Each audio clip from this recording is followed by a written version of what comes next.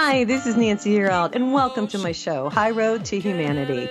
In every episode, I tell you powerful true stories filled with great wisdom that you can use in your own life as you strive for a higher road to travel.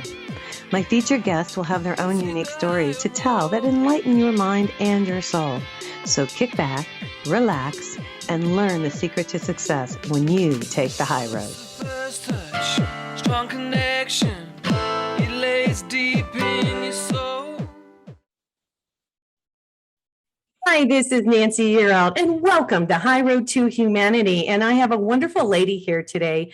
Sharlyn Hidalgo is here. She's written a really cool book. It's the Celtic Tree, and hopefully I'm pronouncing this right. It's Ogham, correct? It's Ohm. Ohm. Oh, just like Ohm. Okay, I like that. This Yeah. is what it looks like, just like if you say Ohm.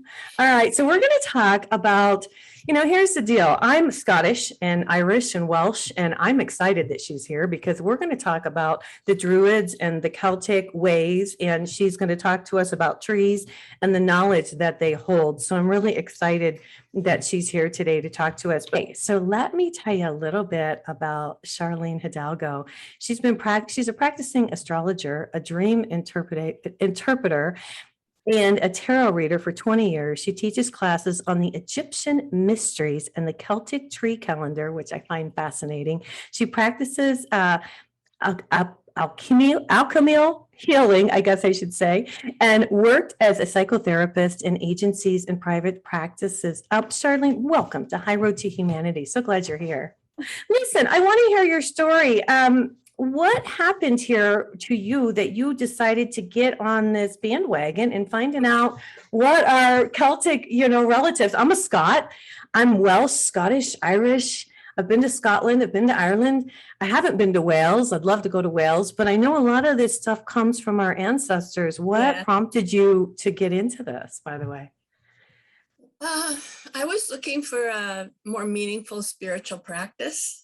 I was raised Methodist, and I just found a lot of problems with the history of Christianity, especially in Europe and during medieval times, and it just wasn't working for me. So I think probably 15 years ago or so, I just decided I would try to find my way to something that was more meaningful.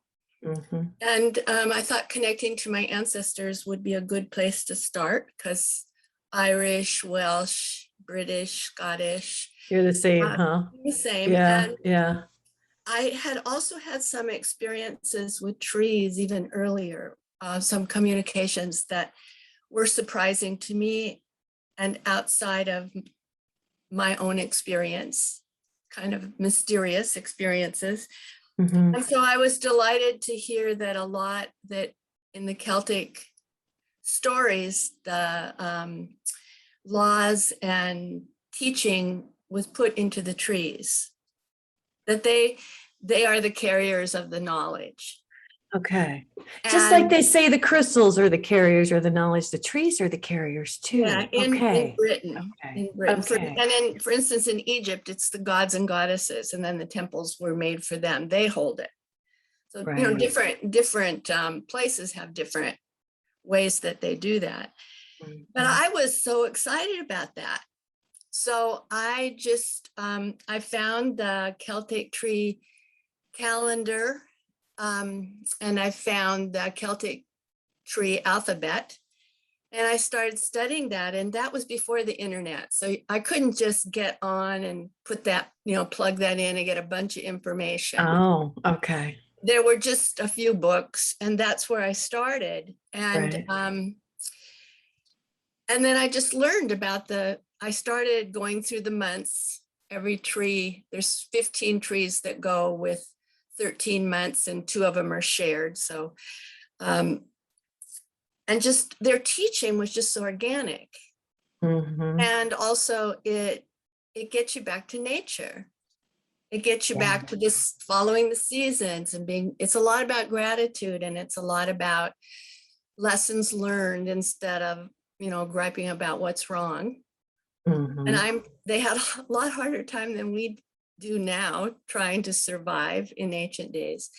So I felt connected to my ancestors and I just loved the teachings. And so I gathered that and started teaching it, and then put it into a form and thought I didn't know that I would publish it. I thought I should just get rid of it now because it's taking up too much room. So I went to throw Oh my it out. goodness. I went to throw it out, and something said, no, send it to somebody. So I did, and they said, and I accidentally sent it to Llewellyn like 3 or 4 times, Oh, just like wow. in a row, because I was new to the internet and I wasn't sure what I was doing. And so You want to make sure they got it. I love it. I love it. the acquisitions man wrote, emailed me back and said, I got it. I got it again. Thank you. I really did get it. And we would like to publish this. Oh my gosh. That I felt that the trees wanted it. How long ago was that you first About published? 10 years, 15 years ago. Okay. I think Yeah. the first tree, this is my first book. It's called, can you see that? Yes. I know there's a Was- reflection in my room. Yeah, there was a little bit, but Healing Powers of Trees. I love Yeah, it. But what a beautiful book. What a It's beautiful great. book. And it came out, that's the book that I'm talking about. And it came out in 2010. Okay. Well, yeah, and you say in this book, I've got a couple quotes that I wrote down that you put in the book, and you said it became clear that the ancient teachings of the British Isles are all about human connection to nature's mysticism. I thought that was really awesome. And you go on to say that Celtic wisdom teaches us we are surrounded by magic worlds and our ancestors are close by and do assist us. And I thought that was, so how did you figure all that out? Well, you find it in the stories, and especially the trees right now, at this time of year, talk about decline and death and rebirth. And so in the sources that I found, it was just in the teachings that death was a doorway to another realm, and the ancestors are close and they watch over us, and there are we carry what they did or didn't do. They had dreams and they're still in us, and they back us. And that made me happy. Right. That idea of death as not something to fear, but just something that is To look present. forward to. Yeah. Yeah, it's a different energetic. Well, and let's back up a little bit so the audience understands. So you were able to come up with an alphabet. There are 25 letters or symbols, and each letter refers to a specific tree or shrub, vine, or reed.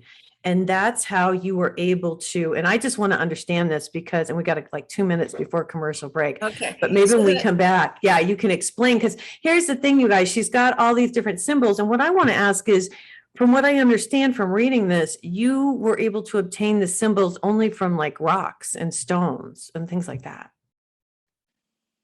Yeah. You want me to talk about it now or wait till we come back? Wait till we come back. We're getting ready to go to commercial break, you guys. I'm here today with Sharlyn Hidalgo. The book is called Celtic Tree Ogham, and it's Ogham. And that's why I had asked her in the very beginning about the spelling. I've got an uncorrected proof. We were just talking, let me say this really quick before we go to break. Her book will be out in November. Is that right? November? Or December. There's a paper shortage. I don't know if y'all know this, but I sell real estate and I sell land, and people are not building here because of the prices of lumber. And I've heard too that there's paper shortages. So that's why, but it's going to be coming out. It's Rituals and Teachings. And it's Celtic Tree Ogham by Sharlyn Hidalgo. This is Nancy Yearout. This is High Road to Humanity, and we'll be right back. Hi, this is Nancy Yearout. This is High Road to Humanity. I'm here today with Sharlyn Hidalgo, and she's going to tell us about the Celtic letters and symbols. So talk to us about this. Yeah, so there's 25 of them. They're stick markings. And so they exist on they exist on monuments or rock formations all over the British Isles and in Ireland. And it's based on a medieval language. And it's also talked about in early manuscripts. Okay. So that's where I got it. I mean, it's written out. And in some of the early manuscripts, you'll see different letters. I mean, different, how would I say, different letters in different places corresponding to different trees at different times. So there is not one true way to do this. Okay. Sometimes there's an Celtic Tree Calendar that was done by Robert Graves, who wrote a book in like 1948, and a lot of Druid people follow the divisions of time that he used. Okay. So the first tree birch starts in January, where my first tree birch starts in November, which kind of goes with older times, more of the feminine. Mm-hmm. And so there's a lot of controversy about who's right. On the time. Okay. Yeah. But the truth, this is the truth, is that because the Celts did not write anything down, and it was all the knowledge was passed on word of mouth through stories. Mm-hmm. And it wasn't until Christian monks started scribing this information that we got it. So the use of the alphabet and the use of the calendar, if you follow it with time, is a modern adaptation. Okay. No matter which one you use. And What they used it for. Explain to the audience, what did they use it for? I mean, how did it benefit them in their time to do this? Well, that's a good question. Yeah, I mean, what benefit was it? We don't know to what extent they used it. We do know that it's on markers, and it has people's names and boundary. They used it as a boundary indicator of land on these monuments. Okay. Whether they used it as a device for memorizing and passing on stories, it could have been that. Every letter is associated with a joint of the hand. I know, I saw that. That was interesting too. So let's say when the Christians came, the pagan people had to go underground. They still had a way to communicate that sacred information with their hands. Okay. So we don't know, but we don't know. Because we don't have, so we surmise that.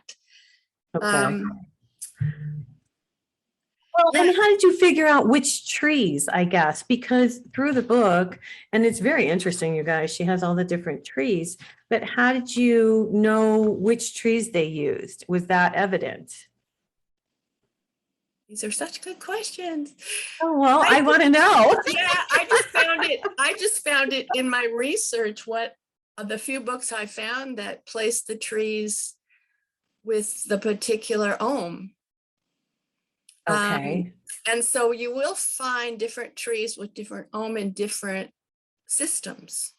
Okay. But this particular one that I use is a Samhain system, because it starts on November 1st, which was the Celtic New Year. So that follows the 13 months with the 15 trees. Okay. And then there's the vowels that this book talks about, which are 5 of them, and they are pretty consistent trees. You'll find them in, if you went on the internet and wrote the vowels in the ogham system, those trees are pretty consistent. Okay. Some of the trees were talked about by Robert Graves in his book, The White Goddess, which is a lot of information came. Some of it comes from legends and stories. Okay. And some of the ancient manuscripts that the Christian monks copied and then, saved, so that we have that information. So we have it. I want to ask you, I don't mean to interrupt you, but I wanted to ask you, when you say about the Christian monks, I've been to Iona, the island of Iona. Did you find anything there? I haven't been there. You haven't been there? I I've haven't been been there. there. Yeah. Yeah, but I just wondered if they pulled any information from there because that's one of the oldest islands where they say the first Christians were. And there are Celtic crosses that stand on the shores. I wear a cross that I got at the church there in Scotland on that island of Well, Iona. definitely, they did a lot of scribing. I That's mean, what I'm wondering. at the fall of Rome, when Rome had been in England and then they left because Rome was Right. disintegrating, Right. a lot of the writing that we have today, you know, Odysseus and Ulysses and all, and a lot of Socrates and all that, the books were gone. And so Yeah. the books that went to Ireland were scribed and that knowledge was saved Mhm. and then went back to Europe. Yeah. Isn't They that were interesting? like, yeah, and so books for Western, but also books for just all the ancient stories, the ancient spirituality that we But they can. had a real, yeah, they had a real connection. I guess I just want to say what I got from your book is that, and I always knew this, but the Celts had a real connection with nature, which personally, I just want to say this, I believe that we're coming back to that, to where we are connecting with Mother Earth and realizing that nature's energy is what keeps us thriving. What have you found that as well? Yeah, it's like the whole course of my life changed. You Tell know, me just about it. like this, well, just being like a good form American materialist, Yeah. you know, going through life and then realize I always loved trees. I always loved the animals. I always liked the seasons Yeah. and had a spiritual connection. But then I realized, you know, this is a paradise. Everything is perfect Yeah. until we mess it up. Mhm. So, you know, same with the Native Americans saying we only use this much, right? We never use more than we need. We always give thanks. We always think about leaving this for our children and our children's children. Oh, I don't know. My computer did something weird. Anyway, so then it became, oh, this information will help us to be better stewards. This Of will, the earth. yeah, that we will understand one of the responsibilities of being here and having hands and feet, because trees have to stay in the same place, is that we Mhm. can take care of them. Mhm. Oh, I guess my battery is running low. That's the problem. Okay. Oh, no. It's okay. I plugged it in. It wasn't plugged in. Okay. I just moved into a new office and I'm totally unorganized. So it's like, I can cut that part out. okay, I'm sorry. That's It's okay. plugged in now. Okay, yeah. Let's see. Yeah, so I also like the way there's a Celtic way of going through the seasons and having the celebration. There's 8 celebrations that Mhm. mark the turning of the wheel. And you put that in the book too, I saw, Oh, which was yes. nice. Yeah, Yeah. it's Yeah. lovely. And so I follow those, you know, like I used to have groups where we could get together and call the directions and drum and sing together and have a bite to eat and celebrate that particular time of year. So this, as we come into this year in October, we come to Samhain, which is the time that we remember our dead, like the Day of the Dead in Mexico. Right. So, and we listen to their messages, and I do a lot of guided journeying, and there's a guided journey for each tree in this book that I Right. just wrote. Yeah. That people have experiences. They do hear things that their ancestors say. They do get messages. They do get support, and it helps.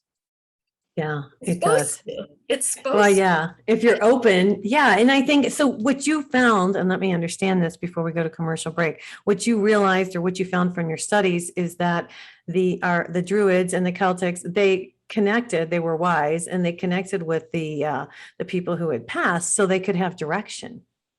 Yes. in their lives. Yeah. Yeah, that's interesting. You guys, and we can still do that today. I think more and more people are doing it. Hey, I'm here today with Sharlyn Hidalgo. Her book is Celtic Tree Ogham. It's really a beautiful cover too, by the way. This is Nancy. You're out. This is High Road to Humanity, and we'll be right back. Hi, it's Nancy. You're out, and this is High Road to Humanity. I'm here today with Sharlyn Hidalgo. Her book is Celtic Tree Ogham. We're talking about the Celts. Now, have you been over? Did you go to Scotland or Ireland? Have you traveled? Yeah, I went to Ireland in 2017. Yeah. And what was so fun for me is because I wrote these books. I have 3 of them now about the trees. Mm-hmm. This is kind of the final one. I never talked to anybody who could pronounce the correct names because it's Irish. Oh. Like even Ogham, it's Ogham. I was saying Ogham. Okay, and it's You know, on. so because I wrote, I never spoke, I never Right. heard, I was just in isolation. So to meet people Yeah. who honor, like I met people there who honored the springs, because they have a lot of springs that have existed for a long time where people go for healing. There was a man there who knew all about the trees and the Ogham and the markings and their meanings. And it was just Wonderful. it was just fantastic for me because I hadn't realized how isolated I had been. Well, and I, when I went to Ireland, we drove in the country and I started to see all the standing circles of stones. And I was amazed, and I don't know about you, but there were a lot of like farmers who actually let us go and look at the stones and stuff in their field. Did you experience that? Yeah. And another thing there is that the hawthorn trees in Ireland usually have white flowers, like the ones we have in Seattle have pink flowers. Oh. But they will not cut down. If a farmer has a hawthorn on his land or her land, they won't cut that tree down because it's a fairy tree. Right. And they don't want the fairies messing with them. And they're real. And a lot of people don't realize that. It's a real deal. Well, that was interesting. Did you find any other information out while you were over there that you'd like to share? Wow, there's just, how do I about like, do they have fairy, like, I have a fairy door because I had Kak Young on my show and she wrote a book about the fairies. And so I put up a fairy door and I've got my circle out there, with the 12 stones and that. Did you see that? I didn't really notice that kind of stuff when I was in Ireland. Did you see any of that kind of stuff? No, maybe they don't do it. Just us crazy Americans do that. But it's nice though, because, it gets you outside and it gets you next to the tree. Oh yeah, but just going to the springs and standing in these sacred spaces, you feel it. Right, the energy. You feel it. So, and also if it's in your ancestry, you're honoring. I mean, it's just really, really awesome. But we did go to a site where they say Halloween manifested itself. There's a cave you go down. What? And, you have to wear a suit and you can go down underneath and it's really far under. And they say that the goddess of death or war, Morgan, dwells there. And there's been, they talked about some stories about people invoking her and then running out of there because she's real.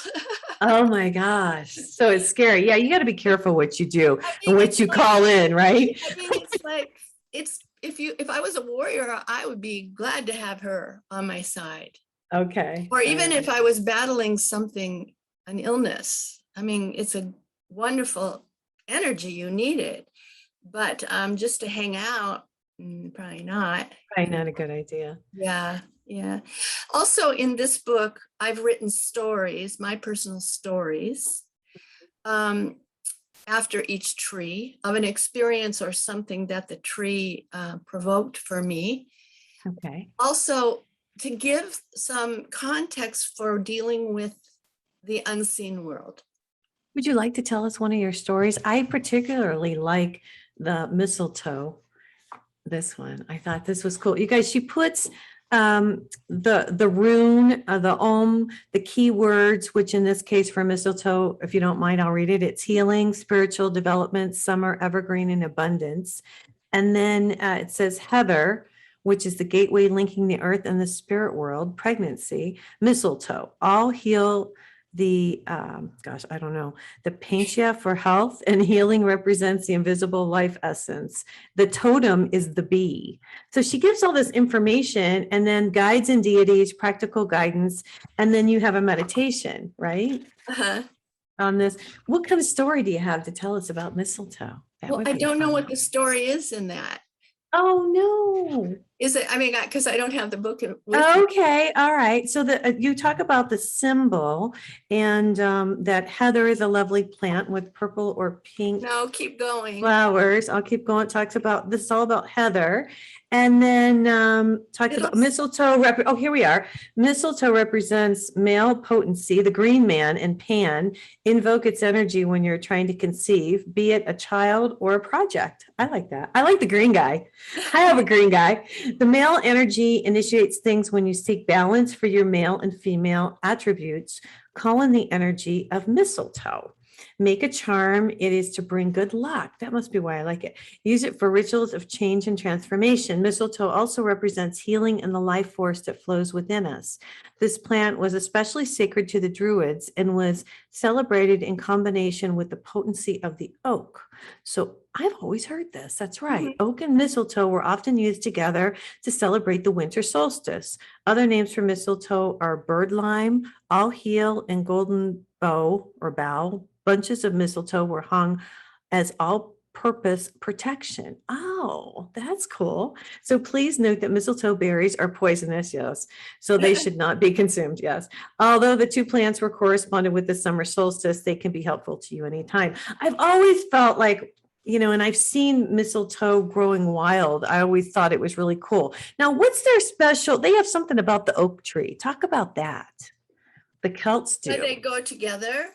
Well, the oak tree is in the form that I do, it goes with Beltane, which is in May, Okay. but it's your strength, your Okay. endurance. So, I mean, Okay. everybody has a birth tree. Oh, I didn't know that. Okay.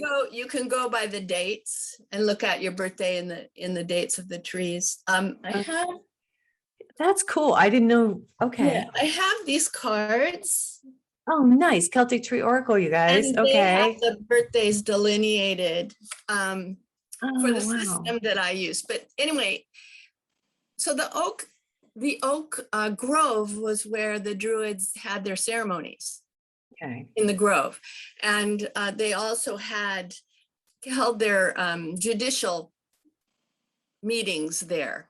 As when everybody gathered together. So Mhm. it's just such a strong power of groundedness, and it gives life to all the, it's acorns, and Mhm. starts with something small, and you can watch it become something incredible over time. So it's also that idea that we start small with an idea, right? Okay. Mhm. And we just nurture it. And if we plant it and feed it, It it grows. can grow into Yeah. a life. I mean, I guess Yeah. I could say, just in my interest of the trees, a whole body of work has grown out of it. And I never expected that, but it's just what happened, what nature does.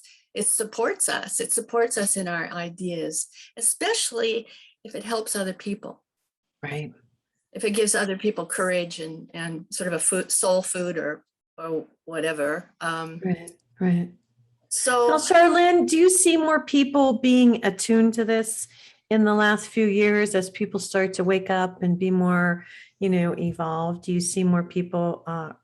Because I do, going out and experiencing nature. I'm just wondering if you're seeing it too. well, I haven't been out for a while, because of the Well, lock. I know, but when you I talk know. to people, do you Yeah, hear that? Yeah, I've always, even in the very beginning, had people come. Okay. I've always had people come for tarot. I've always had people come for astrology. I've always had people come to these classes. In fact, I'm going to teach a class starting November 1st on the Celtic Tree Calendar. And I got like 20, 25 people right away. Wow. Now, is that on Zoom? Can we tell the audience about it? Yeah, we can. Okay, so if somebody wants to get into your class, what do they do? They could just write me at Sharlyn Hidalgo at hotmail.com. Okay. And when And is your I'll- class? When is it? November 1st. November 1st. And Okay. we'll meet once a month. Okay, that's interesting. And then you're going to teach the calendar. Yeah, the trees of the tree teachings of the calendar. Yeah. You know, trees have so much energy. You know, for years, people have said, walk up to a tree and put your hand on it or lean on it and feel the energy. Have you always felt that too?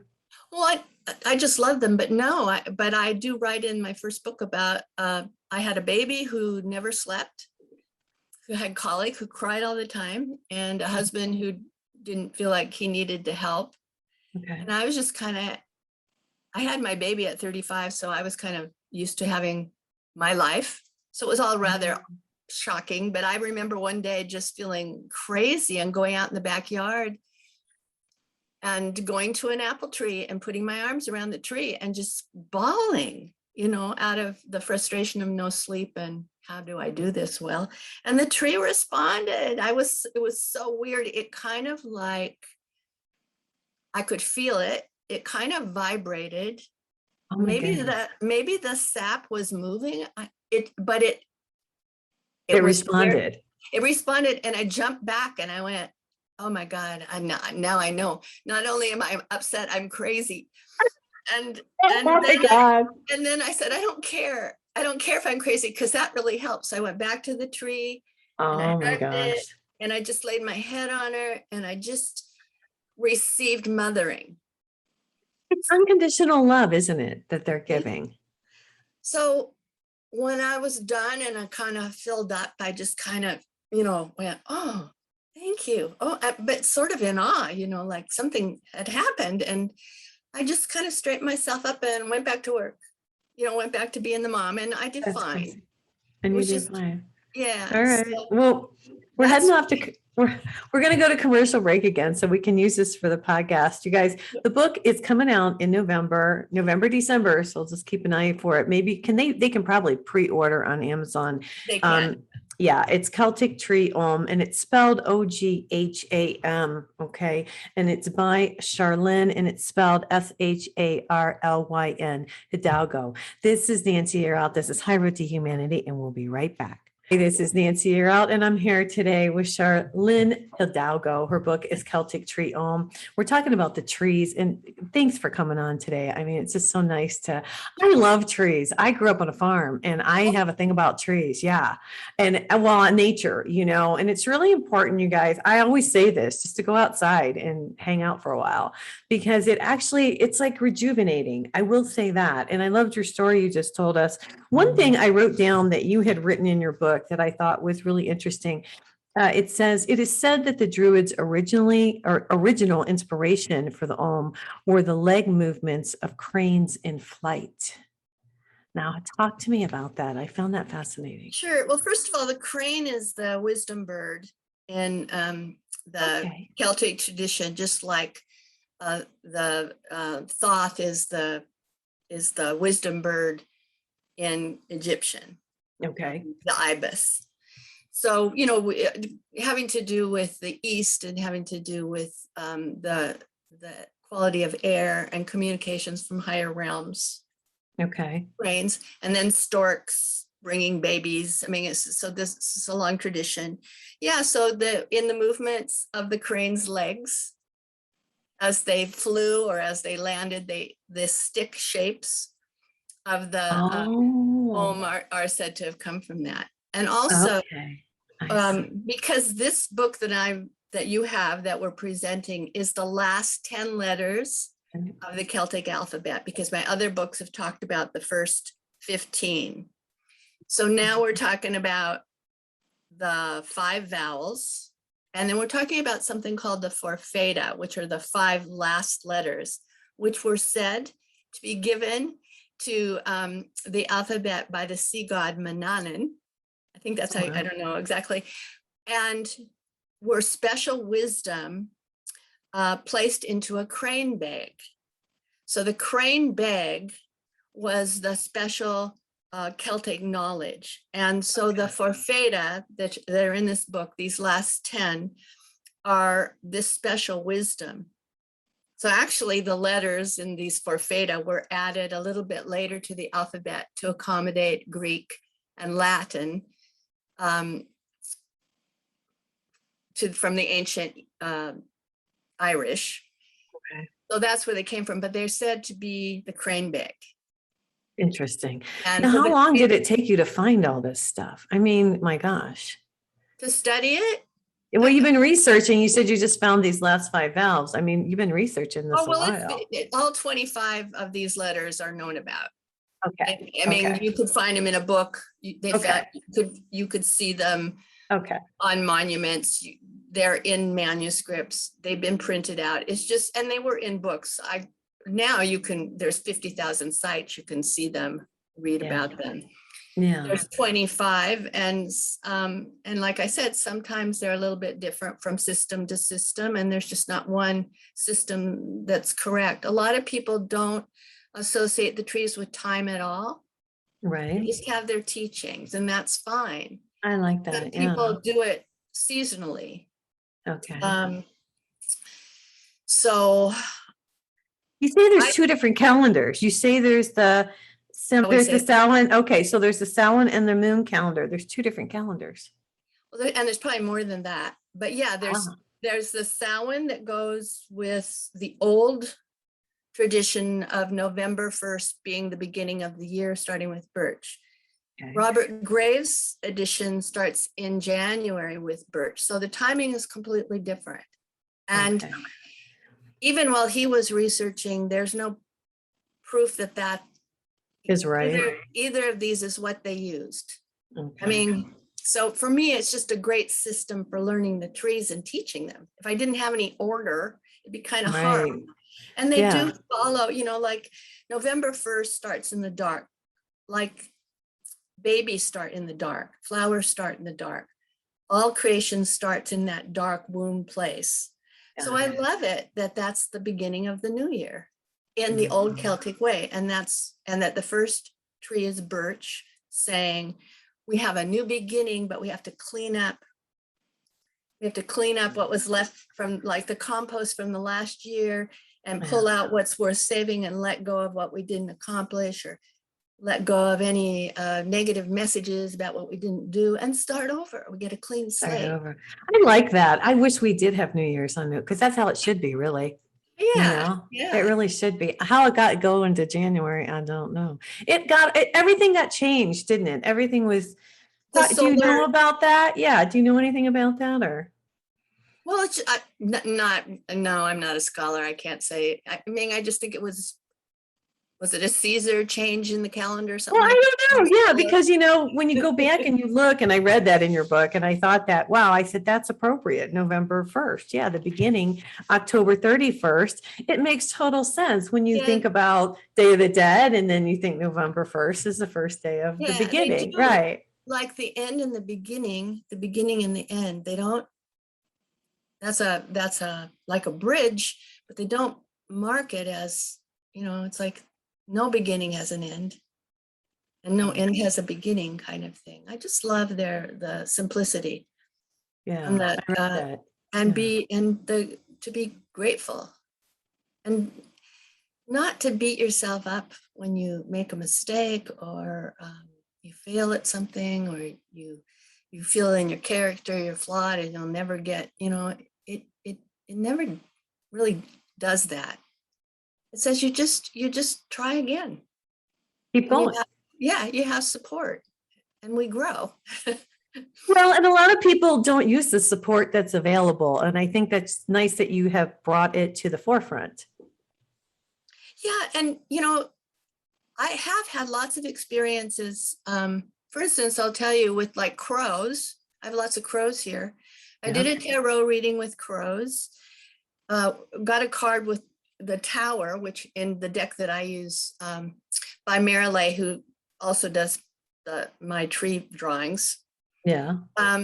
Showed a whole bunch of crows around a tower, and it said, you need to change. And I knew exactly what it was talking about. And it said, no, you really need to change. I knew what it was Wow. about. So I said, oh, you know how you do, you take a reading, go, okay. Then I went out in my backyard, and in the sky was this, like, I don't know, looked like 400 crows around Oh a my tree, gosh. circling just like they were in the picture. I guess that happens sometimes. They all flock together, and then and it was just like the picture. And I Whoa. was just like, you know, I said, okay, I really got it. I got it. I got it. I got it. And it's imprinted in me in a different way. Right. But it was nature. Giving you a But sign. what is how does that Yeah. work? What is that Yeah. nature that we can't explain, but it's there for us? Right. No, and I agree with you on that one. I always get bird signs too. And I have I've got a roadrunner that lives outside my house, and a little roadrunner family, but I don't see him that much. But when I do see him, I always figure it's a sign that I'm on the right path. Yeah, yeah, Isn't that interesting? yeah, And, you really just, and birds will bring you signs. yeah. Nature will bring us signs. I think that's amazing. And I'm glad that you brought that up today. Is there any other stories you want to tell us? Like people who have started to, any success stories of people who have started to pay attention and use the calendar that you want to tell us, or? I think it helps you to become your more authentic self, and stop worrying so much about pleasing others and perhaps what you look like and what you own and what you do. It's a lot more about a heart connection. Perfect. Yeah, Yes. yeah. I'm just trying to think of people. I mean, it's like, I think what we all share in terms of growing is learning more about how to care for our plants and our animals and our trees. You I know, agree. after we take the class, like a lot of people go, well, I need to get the tree limbs fixed, or I need to supply the food with more food to the tree, or and also walking around, like, let's say you wanted to study the yew, Mhm, which is the tree, one of the first tree that I talk about in this book, mhm. which is right before the winter solstice. I don't know if people have yews trees. If you do, you can go out and hang with one and just read about the yew tree, read about its teaching, tune in. And a lot of times you'll just get impressions. In groups, I've had people, like, we're going to talk about a yew. We're going to go to a yew and hang out with it. And I can see on their faces that something happened that kind of surprised them, kind of with my first experience with the tree, where they heard, go Yeah. ahead and do what you're going to do, or yes, you need to make that choice, or I'm here for you, or whatever, that it Yeah. somehow resonates in a way that's different than, I don't know. Anything else? Yeah. Yeah, yeah. And like, when I'm first going to work on a particular tree or flower or whatever, I walk around, and often I haven't been able to find a sample, and then all of a sudden I'll see it when it's the Mhm, one that I'm writing about. mhm. Took a long time to find a willow in my neighborhood, and Yeah. I heard the words, just stop. And I did. And then it said, now just look that direction. And I did. And there And was a there it willow. was. And it's not like I heard it. It's like but I hear it internally. That's a way, Right, I guess, of knowing. right, right. Telepathically. Yeah. Yes. So sometimes just slow down a Yeah. little, so that Mhm. you can get but the totem helpers, the deities, the Irish stories, the elements of the sea and the air and the fire and the water are all team with us Mhm. If we as ask, we, and it's a yeah, give and take. It's a give and take, and you can develop, like, true family relationships with trees. right. Well, and I call it working with the nature spirits. And what advice do you give people who are wanting to work with the nature spirits? Just go out and sit in nature and just experience and relax and to see what comes to you. Is I that kind of mean, what? yeah, but it depends. Like, if you want to learn about this thing, you need to probably, get a book or two Yeah. and read about a particular tree, and then go and sit with it, or make a small altar. Like, every Right. month I change my altar with candles, and maybe if it's the pine tree, I get some pine needles and some pine cones, and uh, put a picture of the deity that goes with pine. Yeah, I forget what it is. It's in the book someplace, Yeah. and then I do a little meditation, or I'll read through the guided meditation. So for me, it's a system of spiritual practice that I've created. So every year is like a tree rung, I love it. getting a new rung of experience and getting a deeper relationship with each tree, and a different relationship with the helpers and the stories, and things come out of that. More information. Yeah, every year. And That's so it's interesting. become a spiritual practice but it just keeps me grateful for being here. And it's astounding how every little thing fits together, isn't it? What eats what, and how the seeds get moved around, and how things grow, the magic. It's just like, I wish we would get it. I think some people are. Yeah. Thank you for saying that. I think some people are getting it.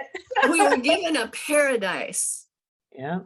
And nature, people didn't have all the things that we have now. So in order to get by, they came together and they celebrated, and they were grateful, and they believed that the gratitude kept things going. And I do too. I do too. And I think we need to get back to that. We need to go backwards and go back to what's really important. And I agree with you wholeheartedly on this.